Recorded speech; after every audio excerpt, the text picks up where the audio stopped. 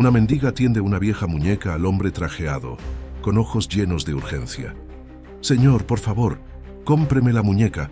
Necesito dinero para comprar leche para mi hermanito enfermo», suplica con voz temblorosa.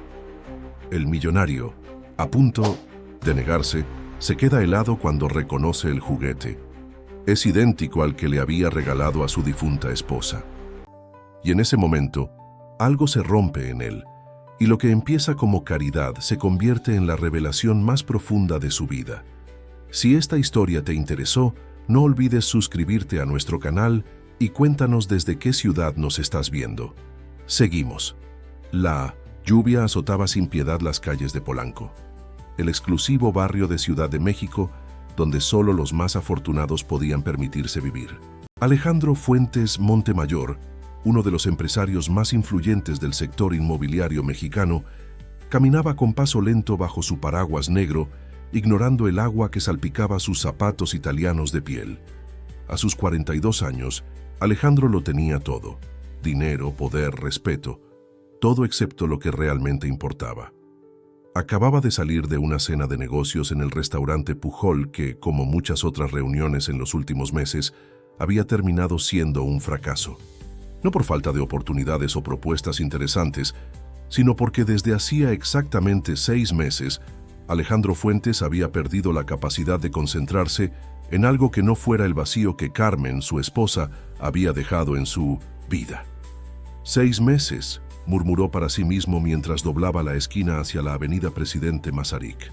6 meses desde que Carmen había cerrado sus ojos para siempre, llevándose con ella toda la luz que una vez había existido en su mundo. La repentina enfermedad de Carmen había sido como un huracán que lo arrasó todo.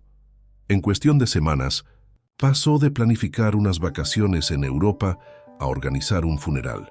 Y ahora, mientras la lluvia caía implacable sobre la ciudad, Alejandro sentía que parte de él también había desaparecido aquel día. Decidió caminar hasta su penthouse. Necesitaba el aire frío de la noche y el sonido de la lluvia para aclarar sus pensamientos.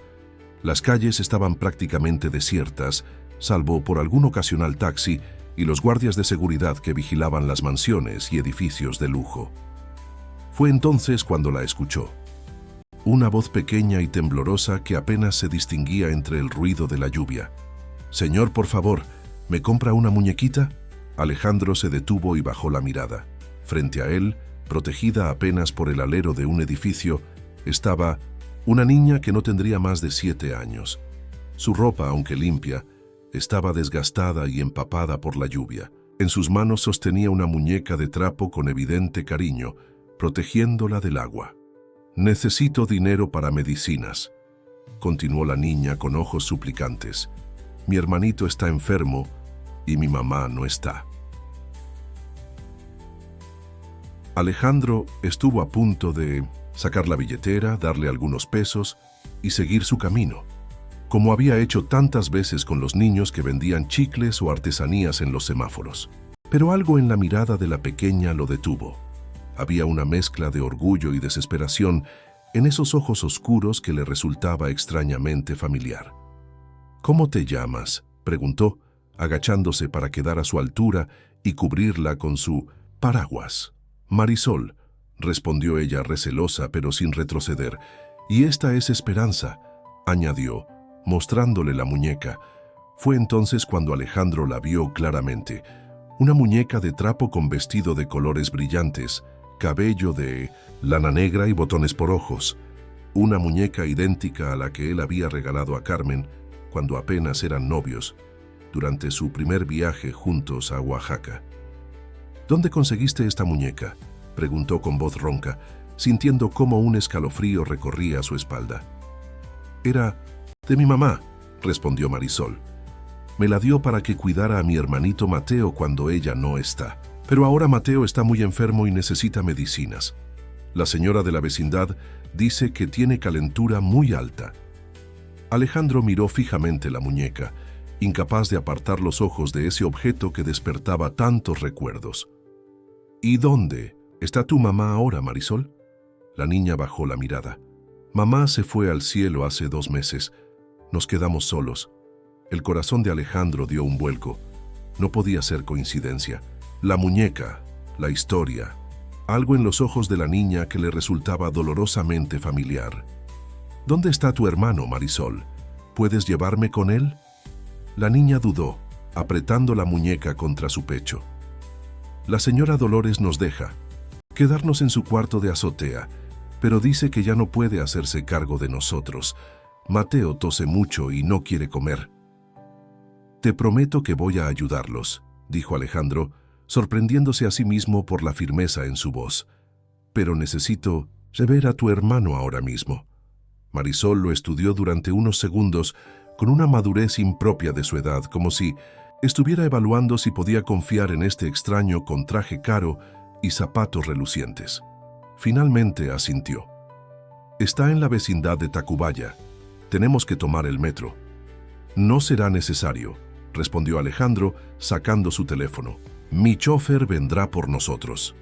15 minutos después, el imponente Mercedes-Benz negro de Alejandro se detenía frente a una modesta vecindad en Tacubaya, un barrio trabajador muy alejado del lujo de Polanco. Siguiendo a Marisol, Alejandro atravesó un patio comunal donde varias familias, sorprendidas por la presencia de un hombre tan evidentemente adinerado, lo observaban con curiosidad. Subieron por una escalera estrecha hasta la azotea, donde un pequeño cuarto improvisado servía de refugio a los niños. Dentro, sobre un colchón en el suelo, Alejandro vio a un niño pequeño, de no más de 4 años, que temblaba bajo una manta delgada pese al calor de la noche. «Mateo», exclamó Marisol corriendo hacia su hermano. «Mira, traje a alguien que va a ayudarnos». El niño apenas pudo abrir los ojos. Su respiración era dificultosa y su frente ardía. Alejandro no necesitaba ser médico para saber que el pequeño necesitaba atención urgente. «Hay que llevarlo al hospital ahora mismo», dijo, tomando al niño en brazos. La fragilidad del cuerpo de Mateo lo impactó. ¿Cuánto tiempo llevaban estos niños sobreviviendo solos? Una mujer mayor, probablemente la señora Dolores que Marisol había mencionado, apareció en la puerta. «¿Quién es usted y qué hace?» «¿Con los niños?» «Voy a llevarlos al hospital», respondió Alejandro con autoridad. «El niño necesita atención médica inmediata». «Gracias a Dios», suspiró la mujer. «He hecho lo que he podido, pero no tengo dinero para médicos. Desde que su madre falleció, estos angelitos han estado solos en el mundo». «Ya no lo están», dijo Alejandro, sorprendiéndose nuevamente por la determinación en su voz. Mientras bajaba las escaleras con Mateo en brazos y Marisol siguiéndolo de cerca con su muñeca, sintió algo que no había experimentado en meses: un propósito. En el auto, mientras su chofer Jorge conducía a toda velocidad hacia el Hospital Infantil de México, Alejandro observó a Marisol, que sostenía la mano de su hermano, sin soltar ni por un instante aquella muñeca de trapo. Había algo en esos niños, algo más allá de la coincidencia de la muñeca, que le resultaba inquietantemente familiar. «Todo va a estar bien», dijo, más para sí mismo que para los niños. «Les prometo que todo va a estar bien». Lo que Alejandro Fuentes no sabía en ese momento era que aquella noche lluviosa no solo cambiaría la vida de Marisol y Mateo, sino que también marcaría el inicio de una revelación que sacudiría los cimientos de su propia existencia. Las luces blancas del Hospital Infantil de México iluminaban los pasillos con una frialdad que contrastaba con la angustia que Alejandro sentía.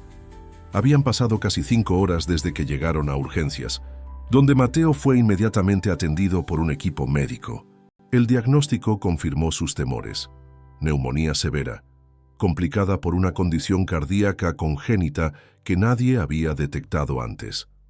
«Señor Fuentes», la doctora Ramírez, una mujer de mediana edad con expresión serena pero preocupada, se acercó a él en la sala de espera. «Hemos estabilizado al niño, pero su situación es delicada. La neumonía podemos tratarla con antibióticos, pero la condición cardíaca, eso requerirá un seguimiento especializado y posiblemente una intervención quirúrgica en el futuro». Alejandro asintió absorbiendo la información. A su lado, Marisol dormitaba en un sillón, aún aferrada a su muñeca. «¿Cuál es su relación con estos niños?», preguntó la doctora, observándolo con curiosidad. Yo... Alejandro dudó. ¿Qué podía? Decir que era un extraño que se había encontrado con ellos en la calle, que algo en esa muñeca lo había conectado inexplicablemente con ellos. Soy un amigo de la familia, respondió finalmente. La doctora Ramírez arqueó una ceja, poco convencida. Entiendo. Debo informarle que en estos casos estamos obligados a notificar a servicios sociales. Estos niños parecen estar en situación de abandono. Un nudo se formó en la garganta de Alejandro. La idea de que Marisol y Mateo pudieran terminar en el sistema de protección infantil, separados y a merced de la burocracia, le resultaba insoportable. Por supuesto, respondió, manteniendo la compostura que tantos años de negociaciones le habían enseñado. Pero hasta que eso se resuelva, me gustaría asegurarme de que reciban la mejor atención posible. Correré con todos los gastos. La doctora lo miró con una mezcla de sorpresa y apreciación. Eso es muy generoso de su parte, señor Fuentes. La trabajadora social vendrá mañana temprano. Mientras tanto, puede quedarse aquí si lo desea. Tras la partida de la doctora, Alejandro se sentó junto a Marisol, observando su rostro dormido. Había algo en sus facciones, en la forma de sus cejas y la curva de su nariz, que le recordaba dolorosamente a Carmen. ¿O era solo su imaginación, alimentada por el parecido de la muñeca con aquel regalo de hace tantos años? Cuando el amanecer comenzó a filtrarse por las ventanas del hospital, Alejandro despertó con un sobresalto. No recordaba haberse quedado dormido. Marisol ya estaba despierta, mirándolo con sus grandes ojos oscuros. ¿Mi hermanito va a ponerse bien?, preguntó con voz pequeña. Los doctores están haciendo todo lo posible, respondió Alejandro, intentando sonar tranquilizador. ¿Tienes hambre? Podemos ir a la cafetería. La niña asintió y ambos se dirigieron al comedor del hospital. Mientras Marisol devoraba unos chilaquiles, Alejandro la observaba tratando de reconstruir su historia. Marisol, ¿puedes contarme más sobre tu mamá? La niña masticó lentamente antes de responder. Se llamaba Elena. Era muy bonita y nos contaba cuentos todas las noches. Decía que algún día vendría un príncipe a buscarnos, pero que mientras tanto debíamos ser valientes. Y nunca mencionó quién era vuestro padre, preguntó Alejandro, intentando que su voz sonara casual. Marisol negó con la cabeza. Mamá decía que era un hombre importante que no podía estar con nosotros porque tenía muchas responsabilidades, pero que nos quería aunque no nos conociera. Alejandro sintió un escalofrío. Las coincidencias se acumulaban de manera inquietante. ¿Puedo ver tu muñeca?, pidió extendiendo la mano. Marisol dudó un momento, pero finalmente le entregó la muñeca de trapo. Alejandro la examinó con cuidado. Era sin duda idéntica a la que había comprado para Carmen en aquel mercado de Oaxaca. La misma tela colorida, los mismos botones por ojos, incluso la misma costura irregular en la espalda, donde el artesano había firmado su obra con sus iniciales, J.M. ¿Sabes quién hizo esta muñeca?, preguntó señalando las iniciales. Mamá. Decía que la hizo un señor mágico en un lugar lleno de colores, respondió Marisol. Dijo que era un regalo muy especial de alguien que la quería mucho. Antes de que Alejandro pudiera seguir indagando, una voz firme interrumpió su conversación. Buenos días, soy Valentina Orozco, trabajadora social asignada al caso de los niños Marisol y Mateo Durán. Alejandro se giró para encontrarse con una mujer joven, de unos 30 años, vestida con sobria elegancia y una expresión que mezclaba profesionalismo con una clara desconfianza hacia él. Alejandro Fuentes se presentó extendiendo su mano. Yo traje a los niños anoche. Valentina estrechó su mano brevemente, evaluándolo con ojos escrutadores. La doctora Ramírez me ha puesto al tanto. Me gustaría hablar con usted en privado, si no le importa. Después de asegurarse de que una enfermera se quedara con Marisol, Alejandro siguió a Valentina hasta una pequeña oficina. La trabajadora social no perdió tiempo en formalidades.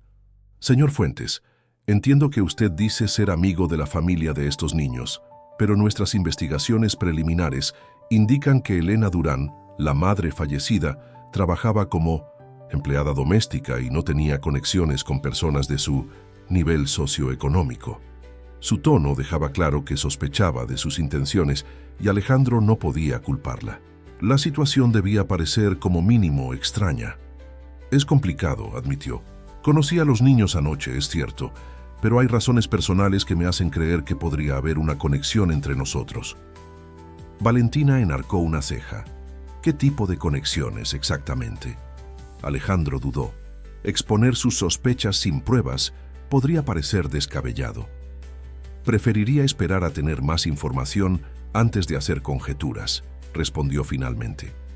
Mientras tanto, me gustaría asegurarme de que Mateo reciba el mejor tratamiento posible y me ofrezco a proporcionar un lugar seguro para ambos niños durante su recuperación. Señor Fuentes, aprecio su aparente preocupación, pero debo recordarle que esto no funciona así. No puede simplemente llevarse a dos menores porque siente una conexión con ellos. Hay protocolos, investigaciones, verificaciones de antecedentes. Entiendo. Perfectamente, la interrumpió Alejandro, recurriendo al tono que usaba en sus negociaciones más difíciles. No estoy pidiendo la custodia inmediata. Solo estoy ofreciendo mi ayuda mientras el sistema hace su trabajo. Mi reputación es impecable, mis recursos son abundantes y estos niños necesitan estabilidad ahora mismo. Valentina lo observó en silencio durante unos segundos, como si intentara descifrar sus verdaderas motivaciones. He visto a muchos hombres adinerados pasar por etapas de filantropía repentina, señor Fuentes, dijo finalmente. A veces es culpa, a veces es un intento de redención, a veces es simple vanidad. Lo que me preocupa es que, invariablemente, el entusiasmo desaparece cuando la novedad se desvanece. Sus palabras golpearon a Alejandro con fuerza, no porque fueran injustas, sino porque contenían una verdad que él mismo temía. Y si esta repentina preocupación por los niños era solo una reacción emocional pasajera, alimentada por el recuerdo de Carmen, no puedo prometerle que mis sentimientos no cambiarán, respondió con honestidad, pero sí puedo garantizarle que, mientras esté en mis manos, estos niños tendrán todo lo que necesiten. Y si al final resulta que no hay ninguna conexión real entre nosotros, al menos habré hecho algo bueno en memoria de mi esposa.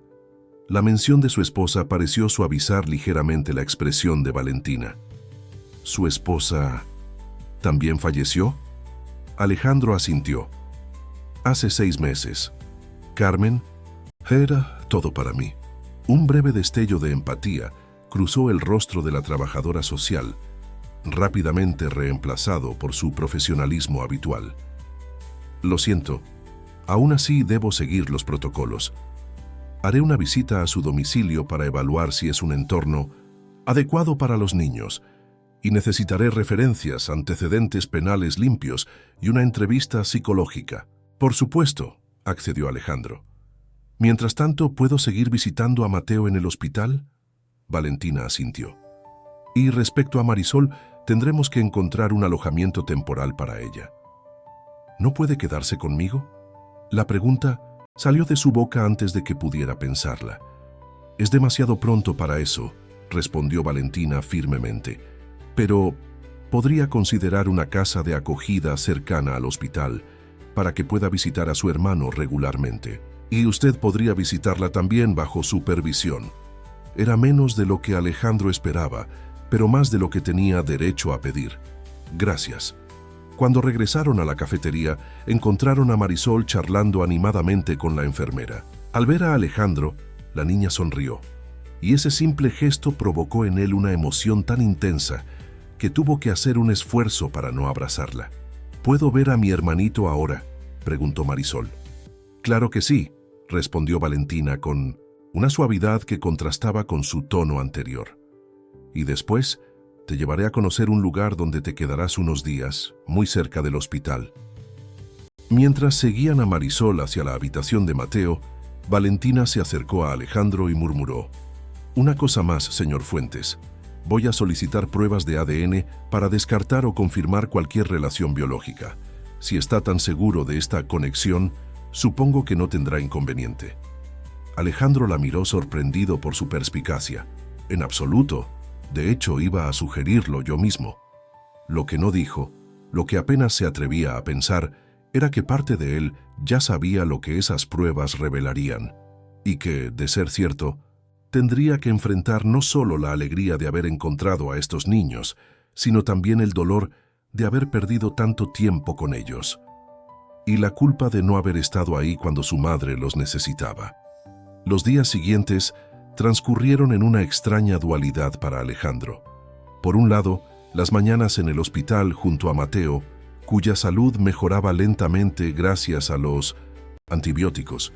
Las tardes visitando a Marisol en la casa de acogida de Doña Concepción, una mujer mayor de corazón generoso que vivía a pocas cuadras del hospital. Por otro lado, las noches en su penthouse de Polanco, transformando uno de los cuartos de invitados en una habitación infantil, bajo la mirada escéptica pero eficiente de su ama de llaves, la señora Jiménez. ¿Está seguro de que quiere 2 camas, señor?, preguntó la mujer mientras supervisaba la entrega de los muebles que Alejandro había ordenado. Completamente seguro, respondió él, observando cómo los trabajadores montaban las camas con dosel que había elegido especialmente para Marisol, y una cama más sencilla pero igual de cómoda para Mateo. La señora Jiménez, que llevaba 15 años trabajando para él, lo miró con una mezcla de sorpresa y aprobación. Nunca lo había visto así de entusiasmado, ni siquiera cuando renovó su oficina el año pasado. Alejandro sonrió ligeramente. Era cierto, hacía años que no sentía esta energía, esta sensación de propósito. Ni siquiera sus proyectos inmobiliarios más ambiciosos le habían provocado este nivel de implicación personal. Mientras supervisaba la decoración del cuarto, su teléfono sonó. Era Valentina Orozco. Señor Fuentes, tenemos los resultados de las pruebas de ADN. Me gustaría discutirlos en persona. ¿Podría venir a mi oficina esta tarde? El corazón de Alejandro dio un vuelco. Por supuesto, estaré allí a las 5. Durante el resto del día, apenas pudo concentrarse en nada más. Había pasado una semana desde que se realizaron las pruebas, una semana en la que había evitado pensar demasiado en lo que revelarían, aunque en el fondo ya sabía la verdad. Esos niños tenían algo de Carmen en sus facciones, en sus gestos, y ahora finalmente tendría confirmación. A las 5 en punto, Alejandro entraba en la sobria oficina de Valentina en el Departamento de Protección Infantil de la Ciudad de México. La trabajadora social lo recibió con un semblante serio. «Siéntese, por favor», indicó, señalando una silla frente a su escritorio. «Los resultados han llegado esta mañana». Alejandro obedeció, intentando controlar el temblor de sus manos. Valentina abrió una carpeta y lo miró directamente a los ojos.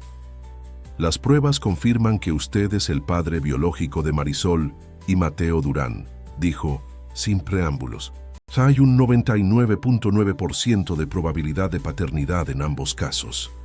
Aunque ya lo sospechaba, escucharlo en voz alta fue como recibir un golpe físico. Alejandro cerró los ojos, sintiendo cómo el mundo a su alrededor se transformaba con esas palabras. Era padre. Tenía 2 hijos.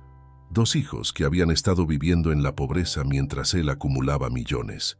2 hijos que habían perdido a su madre mientras él se ahogaba en el duelo por la misma mujer. «¿Está bien, señor Fuentes?». La voz de Valentina lo trajo de vuelta a la realidad. «Sí», respondió abriendo los ojos.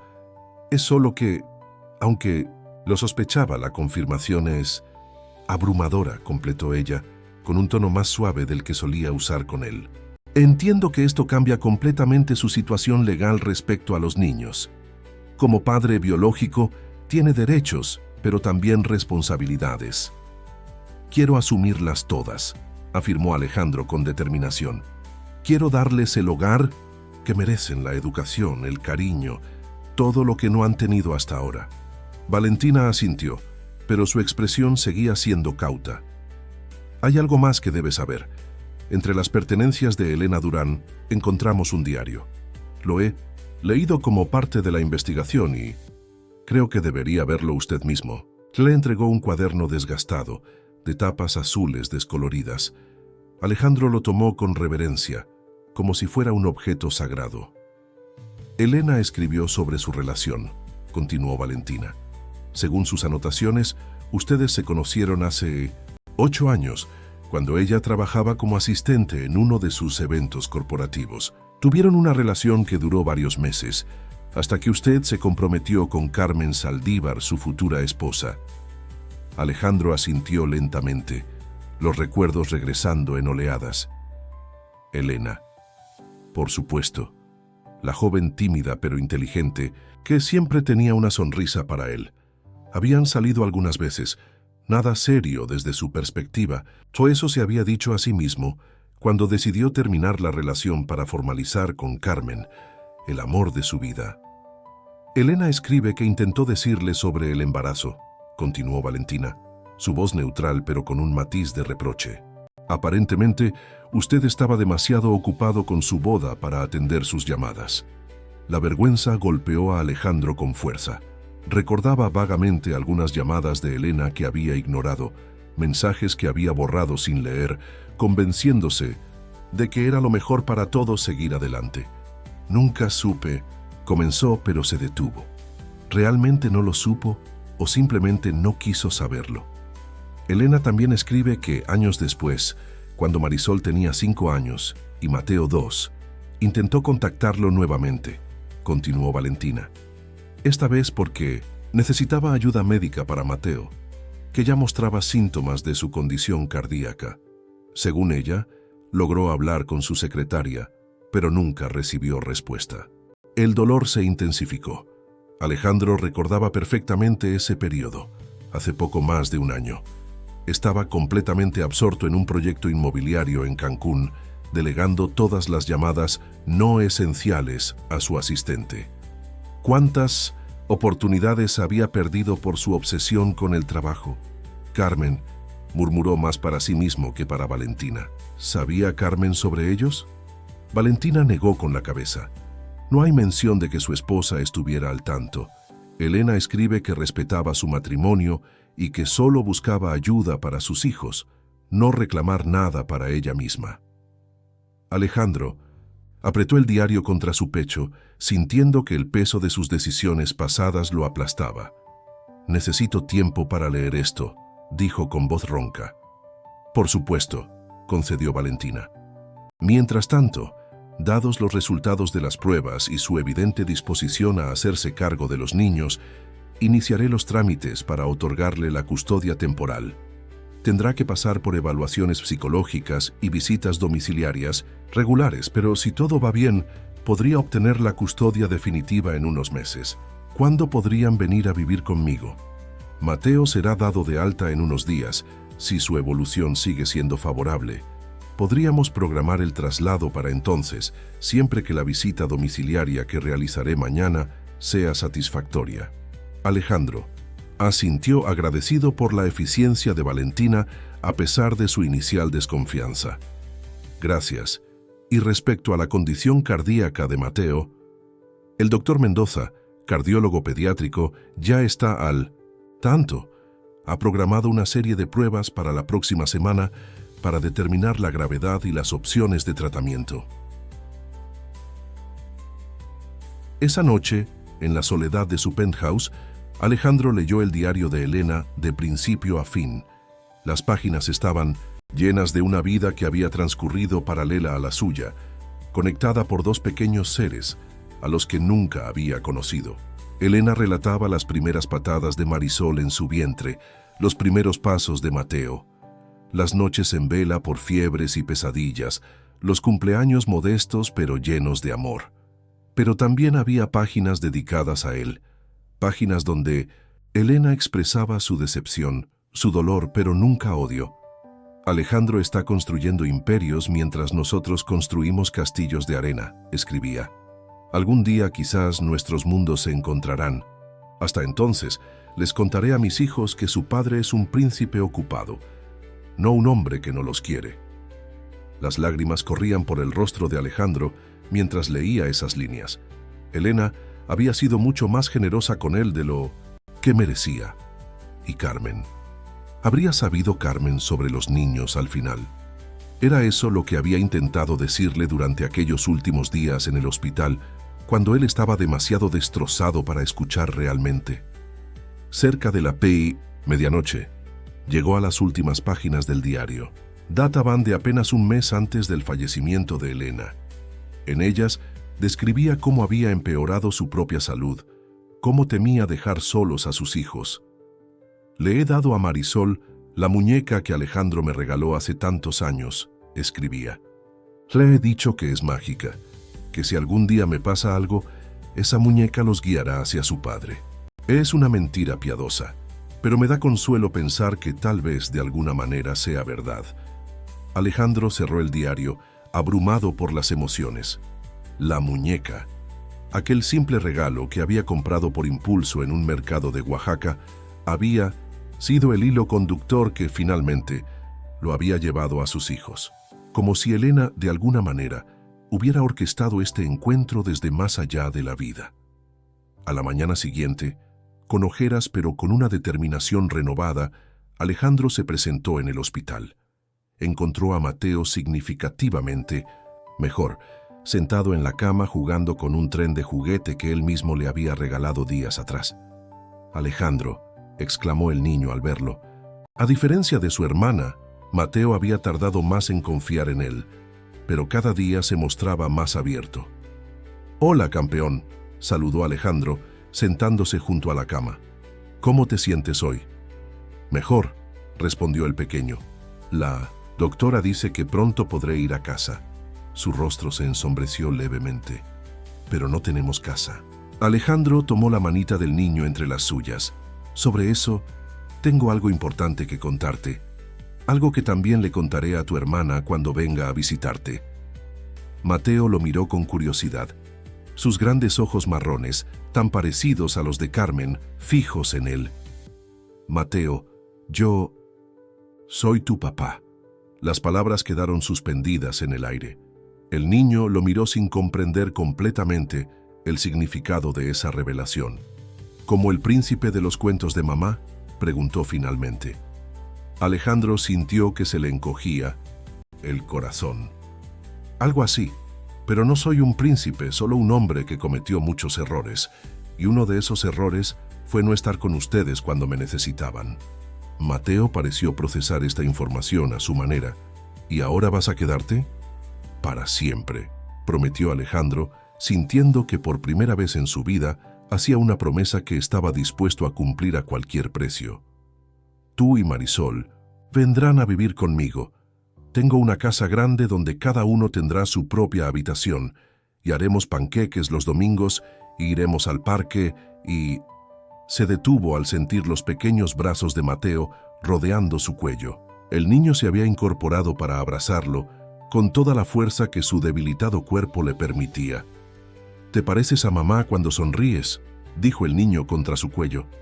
Y en ese momento, mientras abrazaba a su hijo por primera vez, realmente, consciente del vínculo que los unía, Alejandro Fuentes Montemayor supo que la verdadera construcción de su vida apenas comenzaba. La transición fue más suave de lo que Alejandro había anticipado. 2 semanas después de la revelación, Mateo y Marisol se instalaron en su penthouse de Polanco. La señora Jiménez, quien inicialmente había mostrado reservas sobre la repentina paternidad de su jefe, sucumbió rápidamente al encanto de Minochitzum a los niños y se convirtió en su más ferviente defensora. «Señor», dijo una tarde mientras servía la merienda a los pequeños, «nunca había visto este lugar tan lleno de vida». Alejandro sonrió, observando cómo Marisol dibujaba concentrada en la mesa del comedor mientras Mateo construía una torre con bloques de colores en la alfombra. Era cierto, aquel lujoso apartamento, decorado por el mejor interiorista de México, nunca había sido realmente un hogar hasta ahora. Había pausado todos sus proyectos inmobiliarios, delegado responsabilidades en sus gerentes y prácticamente se había mudado a la mesa del comedor, convertida ahora en su oficina improvisada. Desde allí podía trabajar mientras vigilaba a los niños, aprendiendo día a día el arte de la paternidad. Marisol se adaptó con sorprendente facilidad. Era una niña resiliente que parecía haber heredado la fortaleza de Elena y la determinación de Carmen. Llamaba a Alejandro papá desde el segundo día, como si hubiera estado guardando esa palabra toda su vida, esperando el momento adecuado para usarla. «Papá», dijo ahora levantando su dibujo para que Alejandro lo viera, «mira, somos nosotros». El dibujo mostraba 4 figuras bajo un sol radiante: Marisol, Mateo, Alejandro y una mujer con alas y aureola que claramente representaba a Elena. «Es precioso, princesa», respondió Alejandro, sintiendo un nudo en la garganta. «Vamos a enmarcarlo y ponerlo en la sala». Mateo, por su parte, era más reservado. Aunque ya no mostraba desconfianza, todavía observaba a Alejandro con cierta cautela, como evaluando si realmente cumpliría su promesa de quedarse para siempre. Sus frecuentes visitas al hospital para revisiones y pruebas no ayudaban a establecer una rutina.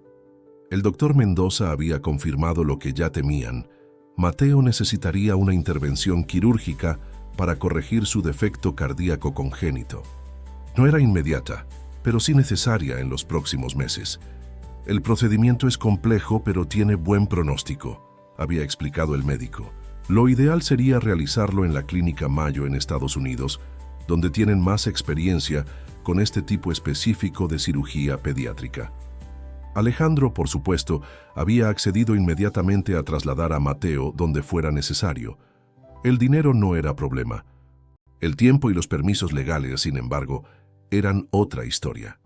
«Necesitará autorización judicial para sacar al niño del país», le había advertido Valentina durante una de sus visitas de seguimiento. Y eso podría complicarse, considerando que aún no tiene la custodia definitiva. Esa tarde, mientras los niños merendaban, Alejandro recibió una llamada que intensificaría aún más la situación. «Señor Fuentes, habla el doctor Mendoza. Tenemos los resultados de las últimas pruebas de Mateo». Su tono grave alertó inmediatamente a Alejandro. «La condición está progresando más rápido de lo esperado. Necesitaríamos programar la cirugía para dentro de 3 semanas como máximo».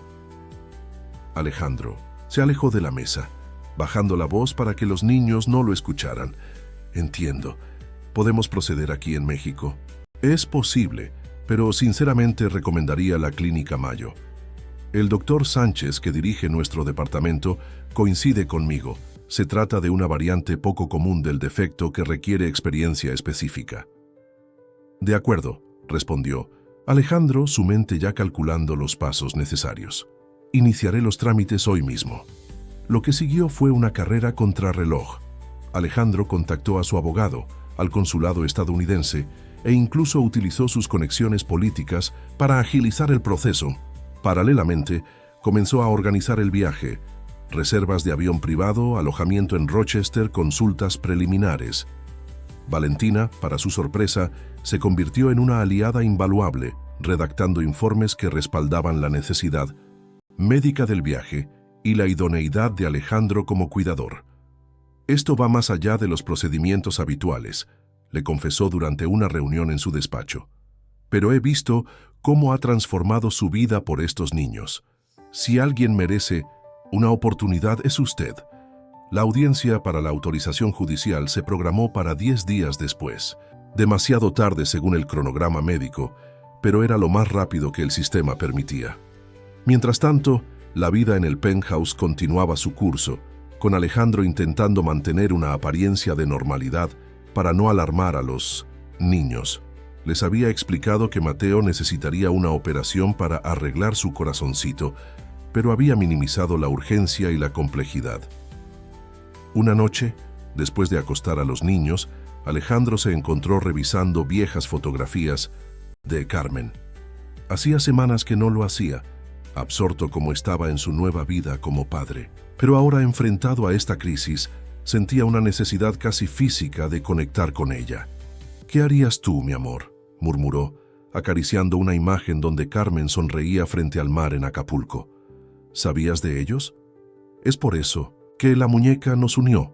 El silencio fue su única respuesta, pero de alguna manera sentía que Carmen aprobaría lo que estaba haciendo, que quizás, incluso, lo había guiado hasta aquí.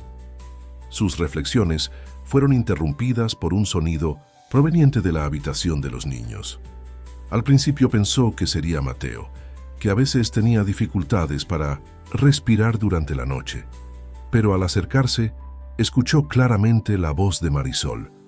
Y entonces el príncipe encontró a sus hijos y les construyó un castillo y vivieron felices para siempre, decía la niña. ¿Ves, Esperanza? Te dije que la magia funcionaría. Alejandro se asomó silenciosamente. Marisol estaba sentada en su cama hablando con la muñeca de trapo. Mamá siempre dijo que eras mágica, continuó la pequeña. Y tenía razón, tú nos llevaste con papá. La escena conmovió profundamente a Alejandro. Estaba a punto de retirarse cuando Marisol añadió algo que lo dejó helado. Pero ahora Mateo está enfermo y tengo miedo. No quiero que se vaya al cielo como mamá, por eso tenemos que encontrarla, ¿entiendes? Mamá sabrá qué hacer. Un escalofrío recorrió la espalda de Alejandro. ¿Encontrarla? ¿A quién se refería Marisol? ¿A Elena? ¿O acaso...? La audiencia judicial llegó finalmente. Alejandro, impecablemente vestido con su mejor traje, llegó al juzgado acompañado por su abogado Valentina y el doctor Mendoza, quien testificaría sobre la urgencia médica. Para su sorpresa, la sala no estaba vacía. En uno de los bancos traseros, un hombre de mediana edad observaba el procedimiento con evidente interés. Alejandro no lo reconoció, pero algo en su mirada le resultó inquietantemente familiar. El juez Ramírez, un hombre mayor con fama de estricto pero justo, revisó el expediente con detenimiento mientras escuchaba los argumentos. Entiendo la urgencia médica, dijo finalmente, pero me preocupa autorizar la salida del país de un menor con alguien que solo tiene custodia temporal y que hasta hace pocas semanas ni siquiera formaba parte de su vida. Fue entonces cuando el desconocido se levantó y pidió la palabra. Señoría, mi nombre es Raúl Domínguez. Fui amigo cercano de Elena Durán, la madre de los niños. El juez lo miró con curiosidad. ¿Y qué relación tiene usted con este caso, señor Domínguez? Elena me confió sus preocupaciones sobre el señor Fuentes, respondió Raúl, lanzando una mirada acusatoria hacia Alejandro. Me contó cómo la abandonó cuando más lo necesitaba, cómo ignoró deliberadamente la existencia de sus hijos durante años. Alejandro se tensó, reconociendo finalmente al hombre. Lo había visto en algunas fotografías del diario de Elena, un colega del hospital donde ella trabajaba como enfermera. Con todo respeto, señoría, intervino el abogado. De Alejandro, los sentimientos personales del señor Domínguez no son relevantes para esta audiencia. Estamos hablando de la salud de un niño. Al contrario, replicó Raúl, estamos hablando de entregar a un niño vulnerable a un hombre que ha demostrado ser irresponsable y egoísta. ¿Quién nos garantiza que una vez en Estados Unidos seguirá preocupándose por él? ¿O que no desaparecerá cuando la novedad pase como ha hecho antes?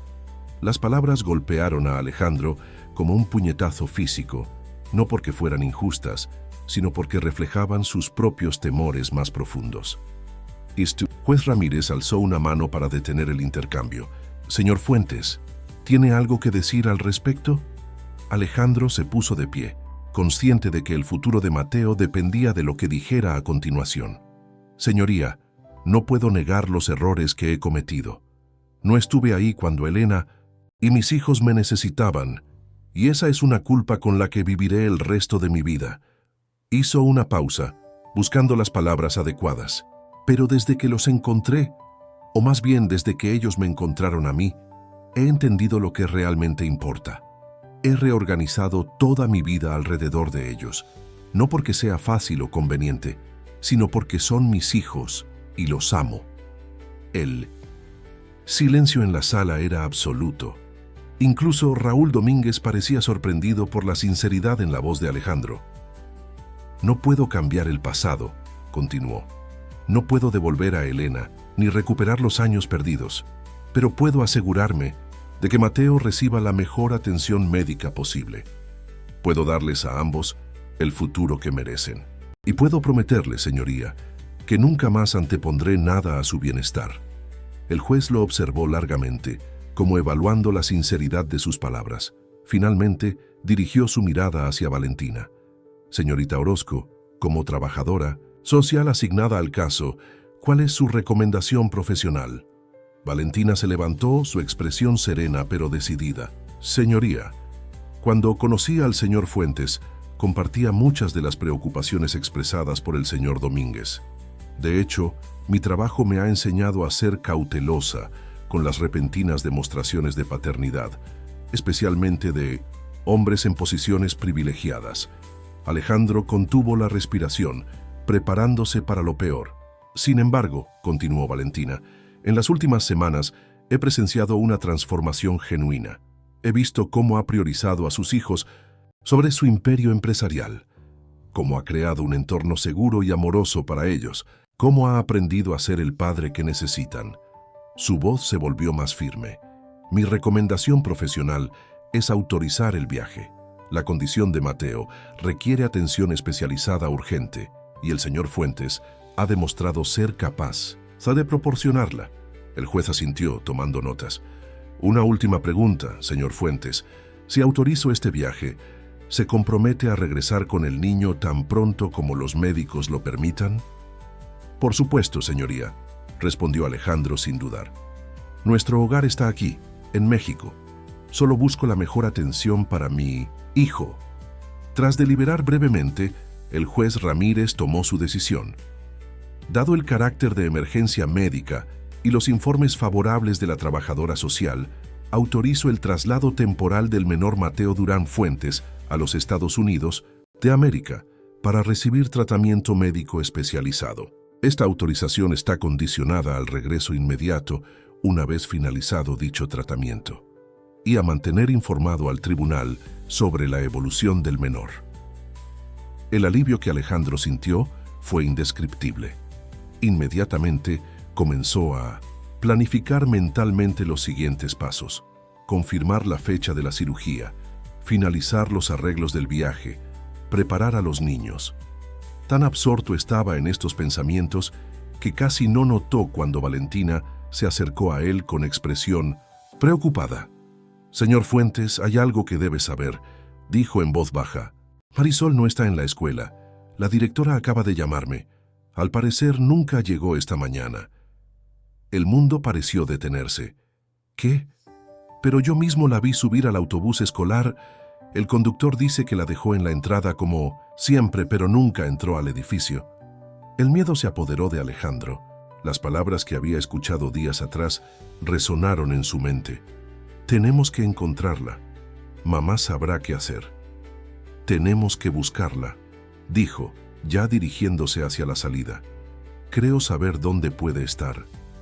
La lluvia, implacable, como aquella noche de su primer encuentro, golpeaba los cristales del automóvil mientras Alejandro conducía a toda velocidad por las calles de la Ciudad de México. A su lado, Valentina mantenía contacto telefónico con la policía, que ya había iniciado la búsqueda de Marisol. «¿Está seguro de que irá allí?», preguntó Valentina, cubriendo el micrófono del teléfono. «No del todo», admitió Alejandro, esquivando un taxi. «Pero es lo que tiene más sentido». En los últimos días, Marisol había hecho varias preguntas sobre su madre: dónde trabajaba, dónde le gustaba ir, qué lugares visitaban juntos. Alejandro había respondido con toda la honestidad posible, compartiendo lo poco que sabía gracias al diario de Elena. Entre esos lugares había uno que la niña había mencionado varias veces: el Parque Chapultepec, donde Elena solía llevarlos los domingos. Según el diario, explicó Alejandro mientras tomaba la avenida Reforma, había un lugar específico donde se sentaban siempre, cerca del lago, bajo un ahuehuete centenario. Elena les contaba que era un árbol mágico que podía conceder deseos. Valentina lo miró con una mezcla de comprensión y preocupación.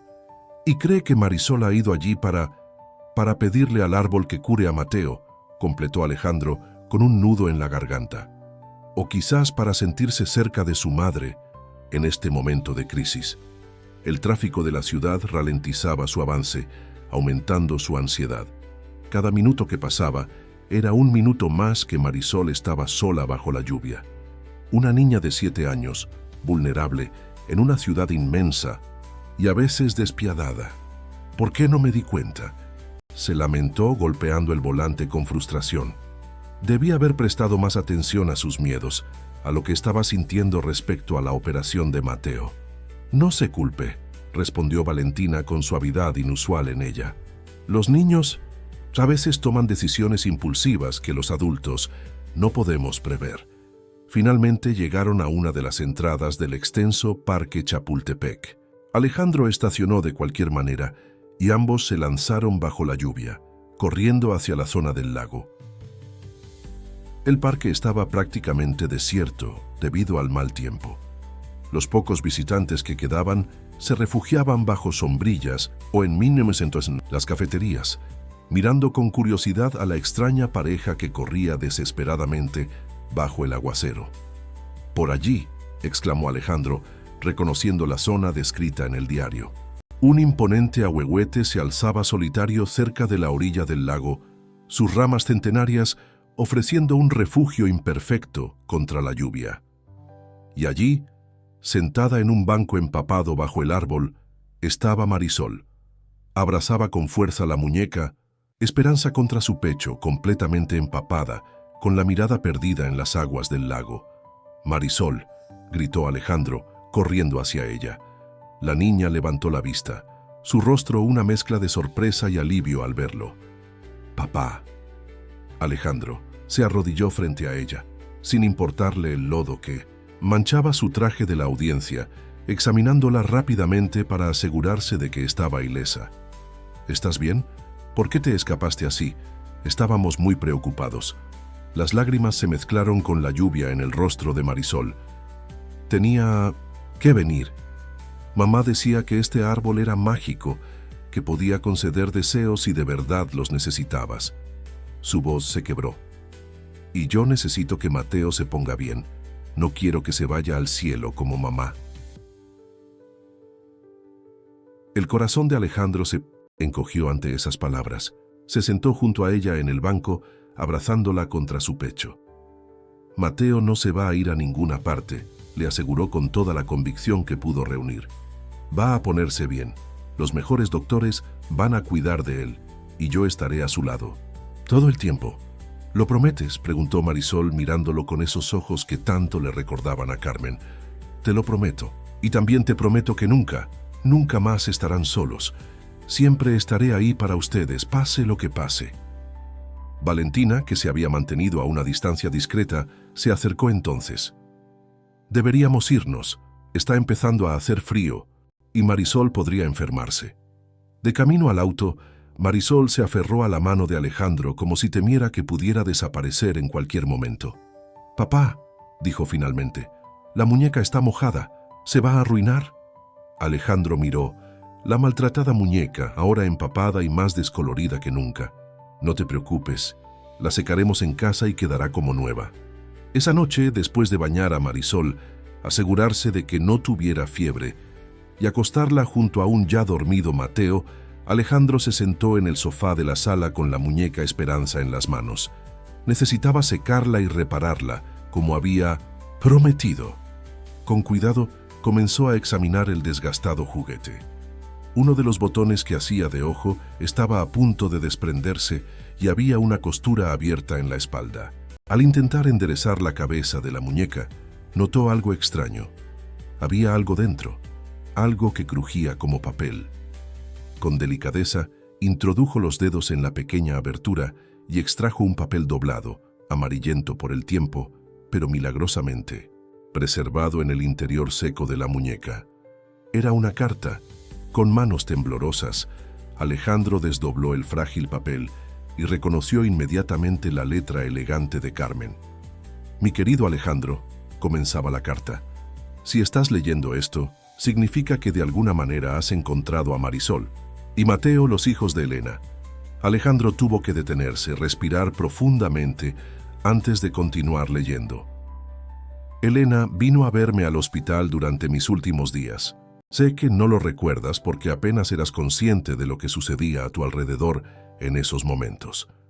Ella quería que yo supiera sobre los niños, no para causarme dolor, sino porque sentía que se acercaba su final y temía por el futuro de sus pequeños. Las lágrimas comenzaron a nublar la visión de Alejandro, pero siguió leyendo. No sentí rabia ni celos, mi amor, solo una profunda tristeza por el tiempo perdido, por las vidas que se habían desarrollado en paralelo a la nuestra. Elena me contó sobre esta muñeca, la que le regalaste en Oaxaca, y cómo la había guardado todos estos años como símbolo de un amor que, aunque breve, fue real. Decidimos entonces dejar esta carta dentro de la muñeca, como una especie de mensaje en una botella lanzado al océano del destino. Si algún día tú y los niños se encontraban, queríamos que supieras que tenías nuestra bendición, la mía y la de Elena, para formar la familia que el destino les negó durante tanto tiempo. No te culpes por lo que no sabías, mi amor. No te castigues por los errores del pasado. En lugar de eso, mira hacia adelante. Estos niños son parte de ti, y si has encontrado esta carta, es porque ya son también parte de tu vida. Mi último deseo es que encuentres en ellos el amor y la alegría que quizás no pudimos compartir en nuestro breve tiempo juntos. Que esta muñeca, que ha viajado de tus manos a las de Elena, a las de Marisol y de vuelta a ti, sea un recordatorio de que a veces los caminos más dolorosos nos llevan exactamente donde necesitamos estar. Con amor eterno, Carmen. Alejandro dejó caer la carta sobre su regazo, abrumado por las emociones. Carmen lo había sabido, y no solo lo había sabido, sino que había bendecido esta nueva familia incluso antes de que existiera. Le había dado permiso para amar de nuevo, para reconstruir su vida alrededor de estos niños que ahora dormían pacíficamente en la habitación contigua. Con renovada determinación, tomó hilo y aguja del costurero que la señora Jiménez había dejado sobre la mesa y comenzó a reparar cuidadosamente la muñeca. Cosió el botón suelto, cerró la abertura en la espalda y con infinito cuidado volvió a colocar la carta en el interior, asegurándose de que estuviera bien protegida. Esta muñeca, pensó, era mucho más que un simple juguete. Era el hilo conductor que había unido sus vidas a través del tiempo y del dolor. Era esperanza, en el sentido más profundo de la palabra. 3 días después, el avión privado de Alejandro aterrizaba en Rochester, Minnesota. Mateo, emocionado por su primer vuelo, apenas había mostrado nerviosismo ante la inminente operación. Marisol, ahora inseparable de su padre, lo ayudaba a explicarle a su hermano lo que sucedería. «Los doctores van a arreglar tu corazoncito», le decía con la sabiduría prematura de quien ha visto demasiado para su edad. «Y después podremos jugar todo lo que quieras sin que te canses». El equipo médico de la Clínica Mayo los recibió con profesionalismo y calidez. El doctor Peterson, un eminente cirujano cardíaco pediátrico, revisó personalmente el caso. «La condición es compleja pero tratable», explicó durante la consulta preliminar. «La cirugía está programada para pasado mañana. Mientras tanto, realizaremos algunas pruebas adicionales para asegurarnos de que todo está en orden». Alejandro asintió agradecido. «¿Cuáles son los riesgos?». «Toda cirugía tiene riesgos», respondió el doctor con honestidad, «pero somos el centro con mayor experiencia en este tipo específico de procedimiento. Las probabilidades están a nuestro favor». La noche antes de la operación, mientras los niños dormían en la suite del hotel que Alejandro había reservado cerca del hospital, recibió una llamada inesperada. Era Raúl Domínguez. «Señor Fuentes», comenzó el hombre con voz tensa, «sé que no tengo derecho a llamarlo después de cómo me comporté en la audiencia». «No hay problema», respondió Alejandro sorprendido. «Entiendo que usted quería proteger a los niños». «Sí, pero fui injusto con usted», admitió Raúl. «Elena siempre habló de usted con respeto, incluso cuando estaba dolida. Nunca lo culpó realmente, y yo dejé que mis propios sentimientos nublaran mi juicio». Hubo un breve silencio antes de que continuara. «Solo quería saber cómo está Mateo y desearle suerte para mañana». La sinceridad en su voz conmovió a Alejandro. «Gracias, eso significa mucho. ¿Le gustaría que lo mantuviera informado?» «Sobre el progreso de la cirugía». «Se lo agradecería», respondió Raúl, la tensión en su voz disminuyendo notablemente. Elena los amaba más que a nada en el mundo. Me alegra saber que están en buenas manos. La mañana de la cirugía amaneció clara y luminosa, como un buen presagio. Alejandro acompañó a Mateo hasta la puerta del quirófano, sosteniendo su manita mientras los enfermeros preparaban todo. «Todo va a salir bien, campeón», le aseguró inclinándose para besar su frente. «Cuando despiertes estaré aquí mismo, esperándote». Mateo asintió sorprendentemente sereno. «¿Y luego volveremos a casa?» «Sí, a nuestra casa en México. Y cuando estés completamente recuperado, iremos de vacaciones a donde tú quieras».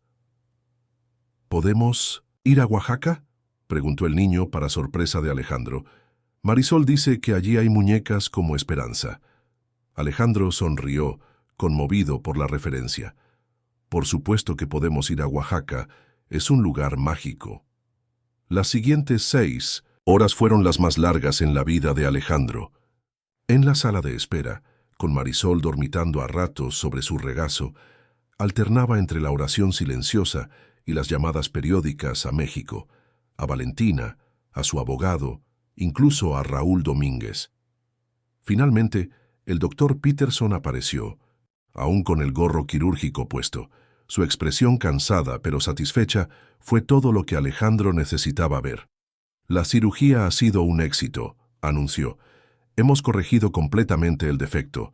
Mateo necesitará tiempo para recuperarse, pero su pronóstico es excelente».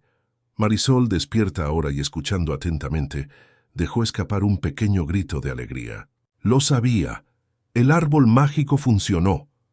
Alejandro la abrazó riendo y llorando al mismo tiempo. «Sí, princesa, parece que funcionó».